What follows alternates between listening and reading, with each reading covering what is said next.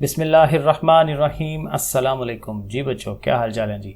अच्छा जी, आज हम करेंगे सेकंड लेक्चर और इसमें सूरह मरियम की जो एक्सरसाइज है वो हम करेंगे। और ये बहुत इंपॉर्टेंट एक्सरसाइज है क्योंकि ज़ाहिर है इसी तरह के जैसे यहाँ सवाल होंगे एमसीक्यू शॉर्ट लॉन्ग आयात का तर्जुमा, इसी तरह से पेपर में सवाल आने हैं।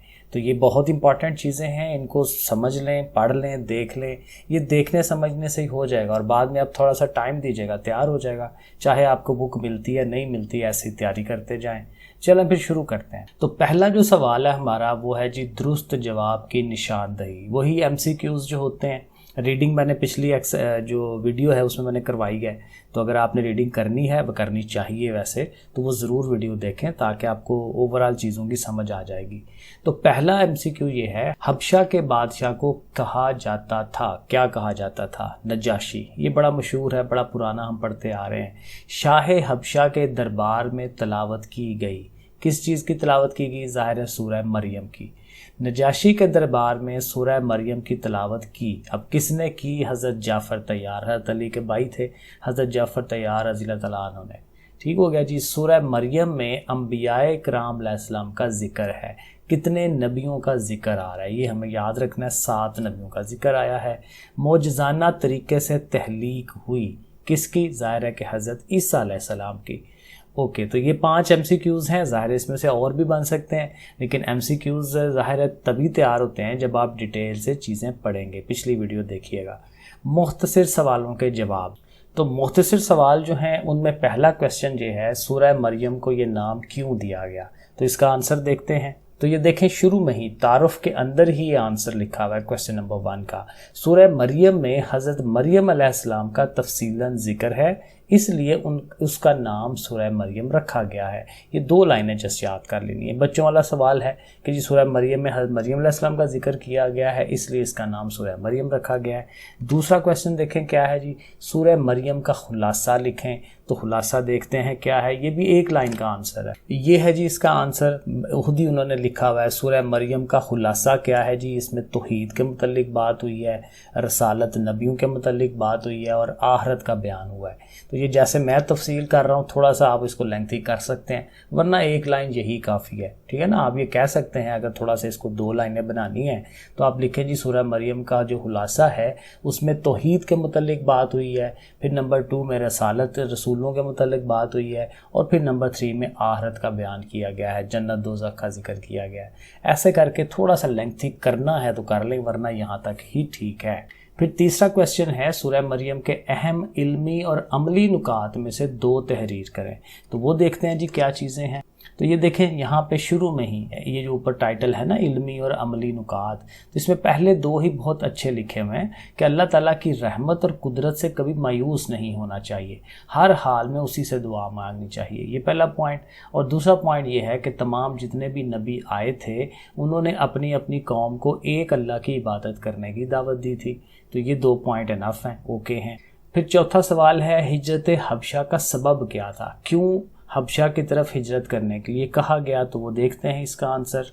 तो ये है जी पैराग्राफ जो इसका आंसर होना चाहिए क्वेश्चन नंबर 4 का। मैंने ये उसको ब्रैकेटों में किया हुआ है। अब ज़ाहिर ये 2-3 लाइनें हैं, लिख दें कि मक्का मुकरमा में सहाबा किराम पर कुरैश का जुल्म जो है वो बढ़ता जा रहा था, इसलिए नबी करीम सल्लल्लाहु अलैहि वसल्लम ने महसूस किया कि ये हालात अच्छे नहीं हैं, ज़िंदगी गुजारनी मुश्किल हो रही है।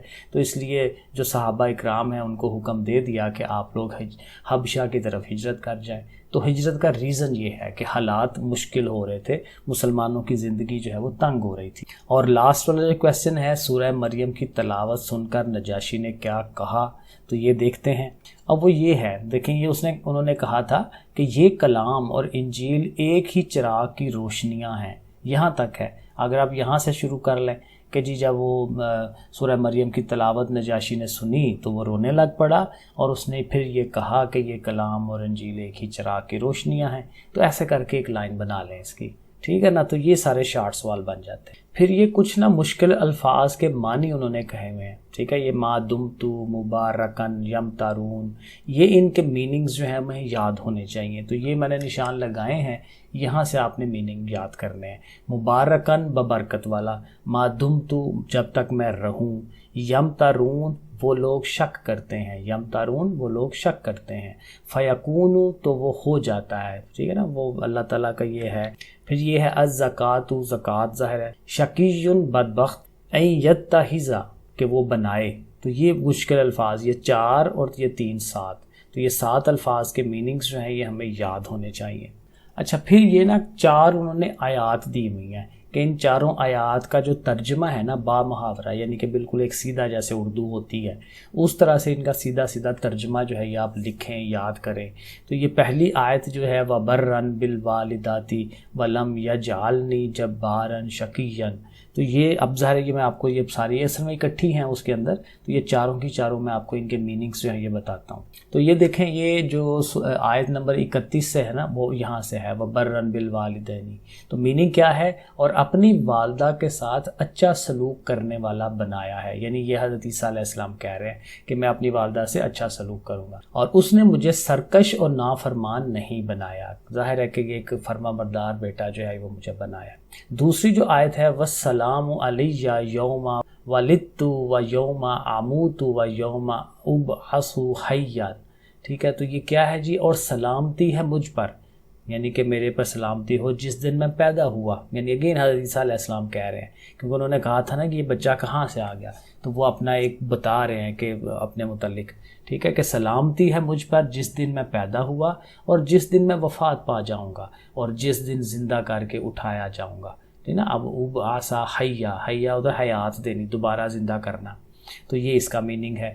तो ये तीसरी जो आयत है वो यहीं से इसके आगे वाली है, ज़ालिका ईसा इब्न मरियम, ठीक है, ये वाला, और ये मरियम अलैहिस्सलाम के बेटे ईसा अलैहिस्सलाम हैं, यही सच बात है, कौलुल हक़, हक़ को तरह सच्ची, और कौल बात जो यही सच्ची बात है, अल्लज़ी फ़ीही यमतरून, जिसमें कोई शक करते हैं, जिसमें लोग शक करते हैं, ठीक है। तो ये इस आयत का तर्जमा। और जो चौथी आयत है वो यहाँ पे है, व इन्नल्लाह रब्बी व रब्बुकुम, और बेशक अल्लाह मेरा और तुम्हारा रब है, ठीक है, और तो उसी की इबादत करो, ये सीधा रास्ता है, हाजा सिरातुम मुस्तकीम, यहाँ तक ये पूरी आयत जो है, और बेशक अल्लाह मेरा और तुम्हारा रब है तो उसी की इबादत करो, ये सीधा रास्ता है। तो ये चौथी आयत का तर्जमा हो जाएगा। और लास्ट पे एक क्वेश्चन है, लॉन्ग क्वेश्चन, उन्होंने कहा है तफसीली सवाल का जवाब दें, ये कि सूरह मरियम पर एक मुफस्सल मजमून तहरीर करें, एक पूरा एक मजमून जो है उस पर तहरीर करना है सूरह मरियम के ऊपर।